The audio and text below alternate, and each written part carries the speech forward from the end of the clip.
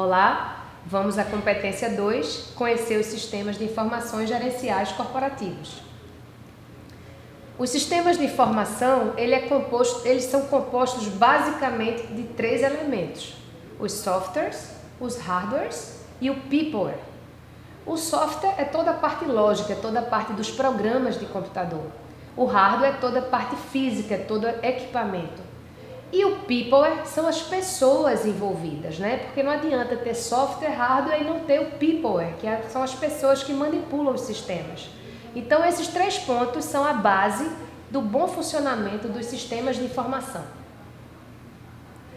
Os softwares, eles se dividem em sistemas operacionais, software aplicativo, softwares de automação de escritórios ou office, softwares utilitários, os de automação e outros softwares e demais recursos. Os sistemas operacionais, a gente pode dizer que eles são como uma ponte entre o usuário e a máquina. Então, de acordo aí com o nosso slide, você vai ver que eu tenho um exemplo dos principais sistemas operacionais. Tem o Windows, tem o Android, tem o Linux e tem o Mac. São exemplos dos principais sistemas operacionais. Já os softwares aplicativo, de acordo com as figuras, são comandos ou instruções criadas pelos clientes para que o computador execute tarefas específicas. Tais aplicativos costumam ser adequados ao negócio das organizações e trazem soluções para as áreas de produção, comercial ou de desenvolvimento de produtos. Como exemplo, temos aí a figura do Google Chrome, do Firefox e do Photoshop, que são exemplos de softwares aplicativos. Já os softwares de automação de escritório, por exemplo, o Word, que é um editor de texto, plenamente usado pelos escritórios, pelas organizações, pelas empresas. O Excel, que é um programa de planilhas, né? E o PowerPoint, que é um programa de apresentação. São exemplos de softwares de automação de escritório. Já os softwares utilitários, eles complementam os softwares de automação e dos aplicativos, como, por exemplo, antivírus. Então, o antivírus é um exemplo de um software utilitário. Já os softwares de automação, eles podem ser de 3 tipos: industrial, comercial ou de serviços. Um software de automação industrial é utilizado em conjunto com equipamentos de produção em uma linha de fabricação de uma indústria, por exemplo. Já os de automação comercial podem ser vistos com frequência quando a gente vai no supermercado e tem os caixas registradores interligados com sistemas de códigos de barra. E um exemplo de automação de serviços é quando vamos a um banco e precisamos pegar uma senha para chegar até o caixa. Então, são exemplos de softwares de automação. Já os sistemas de telecomunicações são sistemas ou subsistemas interconectados que utilizam equipamentos na aquisição, armazenamento, manipulação, gestão, movimento, no controle, na exposição, na troca, no intercâmbio, na transmissão ou na recepção da voz, dos dados, e inclui o software e o hardware utilizados. Então, de acordo aí com a nossa figura, é preciso conceituar o teleprocessamento de informações, redes e comunicações de dados e as aplicações da telecomunicações e teleinformática. O teleprocessamento de informações, ele se baseia no processamento de dados, que utilizam recursos tais como os modems e as linhas privativas de comunicação. Para que o teleprocessamento das informações aconteça, é necessário o uso de computadores e dispositivos de recepção e envio dos dados, canais de comunicação, processadores de comunicação e software de telecomunicações. Já as redes e comunicações de dados sempre acontece quando há uma conexão de computadores e os seus periféricos. E o que são esses periféricos? São todos os outros equipamentos interligados ao computador. Aí, se a gente tem essa conexão do computador com os periféricos, a gente tem uma rede. Por sua vez, a comunicação dos dados ocorre quando há transferência eletrônica desses dados. Já a teleinformática e a aplicação das telecomunicações, quando se fala atualmente de troca de informações entre setores, membros de uma empresa ou ainda entre empresas, é muito difícil imaginar esse cenário sem a troca de arquivos, por exemplo, sem a troca de e-mails. Da mesma forma, é comum encontrar casos de pessoas que viajam a trabalho para visitar uma outra unidade da organização e mesmo à distância conseguem acessar o e-mail corporativo.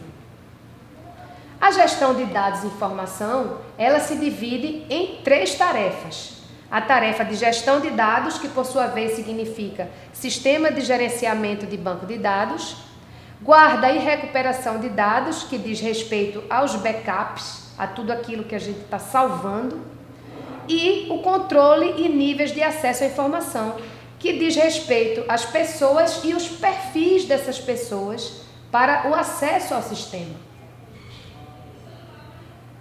No negócio eletrônico, ele é tudo aquilo que faz uso do meio eletrônico para realizar uma atividade empresarial. Inclui ainda o famoso e-commerce.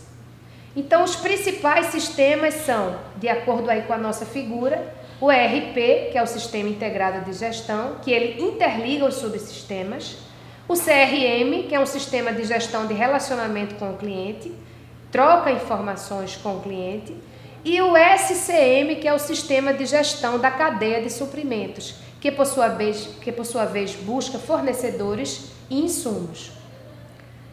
Aí vem o sistema ERP, que é um sistema integrado de gestão que, como eu já falei, ele vai integrar os subsistemas, os módulos. O ERP ele é a espinha dorsal dos negócios eletrônicos, uma arquitetura de transações que liga todas as funções de uma empresa, como processamento de pedido de vendas, controle e gerenciamento de estoque, planejamento de produção e distribuição e finanças. O ERP, de acordo com nossa ilustração, você vai perceber que ele está no meio de todos os outros sistemas. Então, por exemplo, o sistema de vendas, o sistema de planejamento, a cadeia de suprimentos, tudo isso está interligado por um sistema ERP.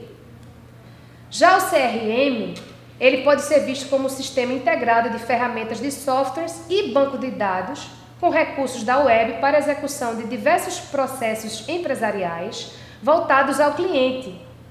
Então, o CRM é um sistema que ele vai cuidar da gestão do relacionamento com o cliente.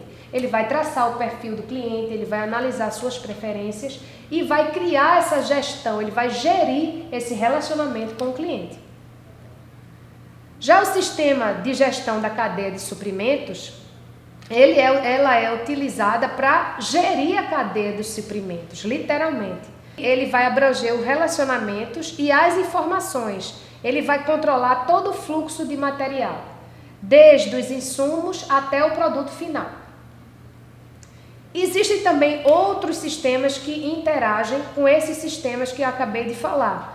O EAI é um exemplo de um sistema ou software de integração de aplicações empresariais, que ele cria uma interface entre os bancos de dados e até sistemas de informações utilizados pelas empresas, trazendo uniformidade à troca de dados e informações. Perceba que na ilustração ele está no centro dos processos, das aplicações, dos dados, dos parceiros de negócio e dos processos, uniformizando os dados. Já o SPT é um sistema de processamento de transações. Transações são eventos que ocorrem como parte do negócio, como vendas, compras, depósitos, retiradas, reembolsos e pagamentos. O ciclo de processamento das transações é formado por algumas etapas. De acordo com a ilustração, nós temos a primeira etapa, que é a entrada de dados, seguida do processamento das transações, que segue com a manutenção do banco de dados, a geração de documentos e relatórios e fecha com o processamento de consultas. Já os sistemas de colaboração empresarial têm a função de fazer a comunicação entre as pessoas, a coordenação dos esforços, para que utilizem recursos comuns e a colaboração em projetos e responsabilidades compartilhadas. E assim fechamos a nossa segunda competência.